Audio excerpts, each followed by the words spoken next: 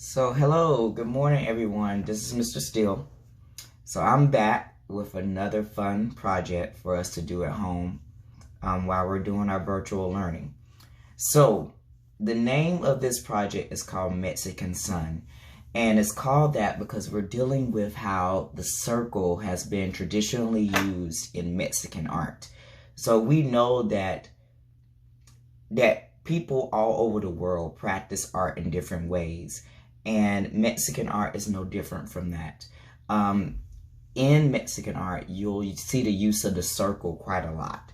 So they use a circle to create designs that incorporate images of the sun or the moon in different parts of the day. And most of the time, the sun or moon will have a face of some sort that they create.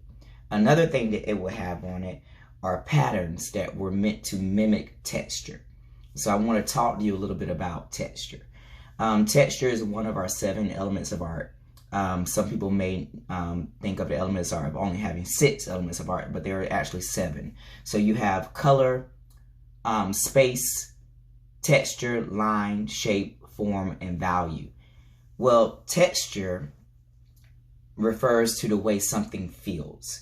There's real texture. That means I can really reach out and touch it. For example, I can really reach out and touch my clothes. They feel soft. I can really reach out and touch my hair. It also feels soft. I could reach out and touch a brick. It'll feel rough and hard. I can touch something that feels bumpy.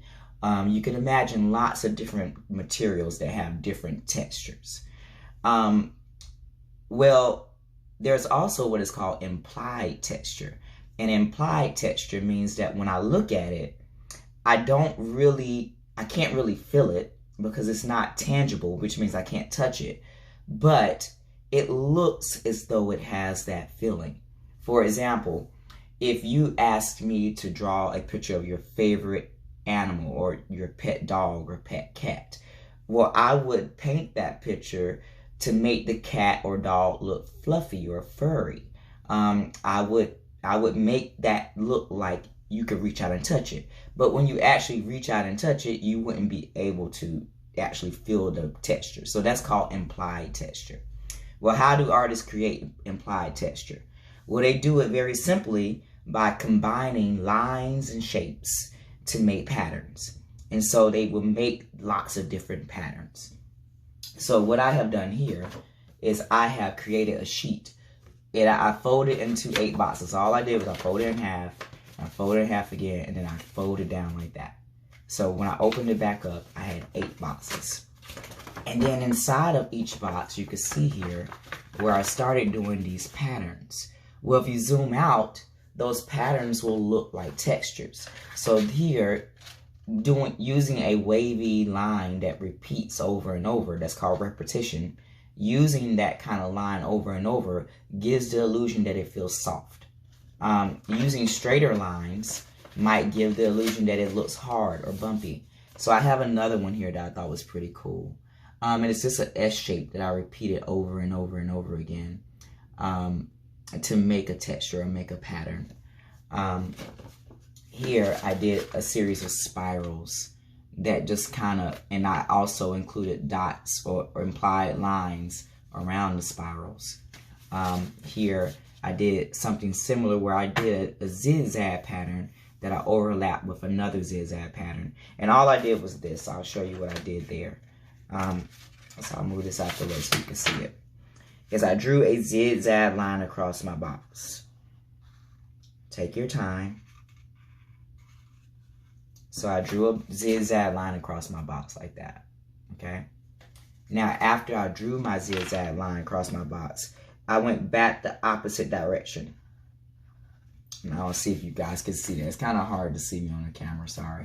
But I went back the opposite way and see if I can do that here on the camera, where I can actually stand it up, and it's kind of hard to do, sorry.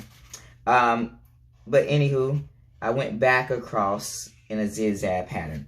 There's no right or wrong to this. Now, that's not the neatest line in the world, but there's no right or wrong to it. you can explore different types of lines and combine different lines. You have zigzag lines, wavy lines, curvy lines, spirals, broken lines, dotted lines, you name it, you explore it. You can also look up different types of lines and patterns online and see if you can come up with your own there. So another thing that you could do is you can find something in your house that has a texture. So for example, this has a bumpy texture across the top. And so I could take that, and I've already started doing that here. I can take that and I can do what is called a rubbing. And it's best done with a crayon or a color pencil. So you just take whatever you want to rub, you put it down, you take your paper, lay it on top. And if you're using a color pencil, it's best to use the side. So you want to lay it down. Don't have it like a point. So I use the side, and I just rub really hard up against the paper. And this creates a very bumpy texture on my paper. And you can see it there down at the bottom. It creates that texture. You can do that with a lot of different things you find in and around the house. Just make sure they're safe objects to use. So now that we have some ideas for how to create patterns and make them look like texture, let's talk about what we're going to do for the main project. Well, as I stated earlier, we're talking about Mexican art and their use of the circle to create a sun or a moon motif. And again, that word motif is a fancy word for pattern. That's all it is. So what you're going to do is you're going to create little thumbnails. You're going to find something that's circular. And I just took the bottom of this little bobblehead thingy. It's kind of funny. It says CMS on it. But I took the bottom of it and I traced a few different circles on a piece of paper. And each one was a little thumbnail design of how I wanted my sun to look. So I'm gonna zoom in so you can see it a little bit closer. So each one looks a little bit different. I even did a moon. So I did 2 moons. And I did 2 suns. All right. And you're going to pick the one that you like the best. And why do I have you do a few of them first before you actually decide on which one you want to do? Well, let's think about it. When I go to an ice cream shop, I don't just want them to have vanilla ice cream. I want them to have a lot of different varieties. And as an artist, I want to brainstorm and come up with as many different ideas as possible. And once I come up with those ideas, I can then determine which one is the best one for my big picture. Okay? So the one I like, really like number 1. And I really like number 2. I like both of those. So I'm going to do a combination of those for my big picture, okay? So on the back is where I'm gonna draw my big picture. So all I did was I went through my house and I found a circle. I did this on one of my last videos. So I found a big circle to trace, okay? So I take that and I put it on my paper and I'm going to trace around it. Now I will draw in a Sharpie so you can see me, but you probably should do this with a pencil. That way, if you make a mistake, you can easily erase it. And always remember to draw light until you make it right. So that means don't put a lot of pressure on your pencil, making very dark marks. Lighten up a little bit. You can always make it darker later. Okay? So, I have a nice round circle on my paper. And I want to draw the sun rays around it. So, I really like this shape that I drew for the sun rays. It's kind of looks like a Hershey's Kiss to me a little bit, right at the top. And I want to repeat that pattern around my paper. So I'm going to do that with 2 parallel lines in the center. And then I'm going to just stagger these around my paper so you can kind of see what I'm drawing there.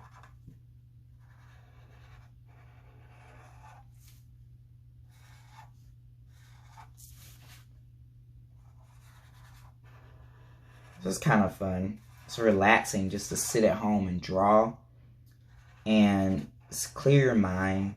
I know it's a lot of things happening right now, and some of you are wondering why Why can't we go to school? Why are we out? Well, you know, life happens, and sometimes we just have to be prepared for that. But it doesn't mean your creativity has to stop. So you can be at home creating. You can be at home exploring new ideas and topics. You know, learning doesn't stop just because you're not at school. Learning continues all your life. So I just drew the outline of my sun. Okay. Now, it's very important that when you are working on designs or patterns, that you give yourself somewhere to rest, or some place for your eye to rest. So when we draw the patterns into this design, you don't want them everywhere. You do want some places where you don't have any pattern, where you just have a smooth, empty space. So I'll show you what I mean by that. But before I get to that, let's talk about the face. So I'm going to do a funny face on here. It doesn't have to be anything too hard. I'm just going to do a wavy line for my nose. So it looks like that. All right, if you want to draw a shape for your nose, draw a shape for your nose. It's okay. I'm going to draw 2 lines for my eyes. And they're just little smiley faces for my eyes. And I'm going to give it eyelashes. So my son has very closed eyes. So it looks like he's asleep. Eyes are closed. You can have the eyes open if you want. That is okay. And then I'm going to give my son a nice smile. All right. And again, however you draw your face is up to you. I like to draw very peaceful faces. Very happy faces. So now I have my son's face drawn, but I need to fill it up with pattern. All right. So that's where I'm going to grab my handy dandy crayons. So I have a tub full of crayons, and you can use color pencil too, but crayons will work very nice for this because we're going to do what is called a crayon resist, especially for those of you that have paints at home. If you don't have paint, that's fine. You can color it with the crayons. But I'm now going to look at the patterns that I created earlier. So I created these nice patterns, and I'm going to find spaces on my sun motif where I can put patterns in. So there are lots of places where I can put patterns. I can put patterns in the rays going around the sun. I could put patterns in the eyebrows. I could put patterns in the lips. I can create other shapes throughout the face where I can put patterns as well. So I want to draw those with my crayon though. So in here, I'm going to do a series of patterns in the rays around my sun. So in the first ray, I'm just going to do, with my orange crayon, I'm going to do some very thick orange vertical lines. And vertical goes up and down. So some very thick orange vertical lines that look like that. Okay. And then I'm going to use a contrasting color because orange is a warm color. It's a hot color. So to use a contrasting color, I want to go to my cool side. Those are your blues, your greens, and your purples. So green looks very, very nice with orange. It's a split color complement. So, which means it's on the opposite side of a color wheel. If you've ever seen a color wheel, it's on the other side of the color wheel. So it's like a across the street neighbor from the orange. And what I'm going to do in between my orange stripes is make little green implied lines. Okay, so that's one texture. I'm going to skip colors. I'm going to do a different set of colors, and maybe I can do a blue. Let's pair it with a golden yellow. And so maybe in here, I do some blue loop lines. I call them loop lines. I don't know if that's the technical word for it, but you can call it whatever you want to. All right, because you're making this design up. So I have some loop lines in that one. And I may decide that in there, I want to color in all the little loops that it creates with the color yellow. And I could do that very easily. Just color it in yellow. So I don't know if you can see my yellow color in it. This might be a little hard to see. But you will continue that process. You will just make as many different patterns as you can. Using several different colors. Make it colorful. Make it look nice. So I'm going to do some diagonal lines going in one direction with my pink. So I did some diagonal lines going in one direction. And then I'm going to go back the opposite way with a dark blue, again, a contrasting color. And I'm going to create more patterns. So I'm just going to do that all around my sun. Now, I can also do that in my eyebrows. So if I want to make some stripes on my eyebrows, I can do that. Again, it's going to make that look rough or like it has a texture to it.